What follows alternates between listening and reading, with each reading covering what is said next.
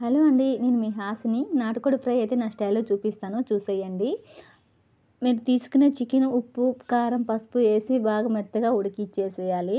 అలా ఒక బౌల్ తీసుకొని కొద్దిగా ఆయిల్ వేసి ఇలా ఉడికించుకున్న కోడి మాంసాన్ని ఇలా ఆయిల్‌లో వేసేసి కొంచెం అటు ఇటుగా తిప్పాలి.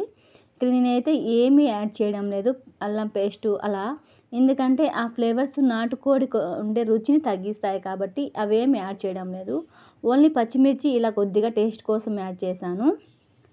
పచ్చిమిర్చి యాడ్ చేసి ఒక 5 నిమిషాలు అలా తిప్పేసి మూత పెట్టేసి ఒక 15 నిమిషాలు సిమ్‌లో ఉంచేసేయండి. తర్వాత మనకి వెల్లుల్లి, కొద్దిగా మిరియాలు దంచేసుకొని పక్కన పెట్టుకోండి. ఒక 15 నిమిషాల తర్వాత సిమ్‌లో పెట్టేసేయాలి. తర్వాత ఇలా కొంచెం రెడ్డిష్‌గా వస్తుంది కలరు. అలా దానిని దంచుకున్న మిశ్రమాన్ని ఇలా పైన జల్లేసుకోవాలి. చూడండి ఎంత క్రిస్పీగా, ఎంత టేస్టీగా ఉందో. చికెన్ పకోడీలాగా ఉంటుందండి టేస్ట్. ఒకసారి ట్రై చేయండి. రెసిపీ ఎలా వచ్చిందో నాకు కామెంట్ చేయండి. ఇది చాలా బాగుంటుంది టేస్ట్. ఒకసారి మీరు కూడా ట్రై చేయండి. నాకు రెసిపీ ఎలా వచ్చిందో ఖచ్చితంగా కామెంట్ రూపంలో తెలియజేయండి. ఇలా నిమ్మకాయ కొద్దిగా ఆనియన్స్ తగిలిచ్చేసి తింటూ ఉంటే చాలా కమ్మగా ఉంటుంది. చాలా బాగుంటుంది. ట్రై చేయండి.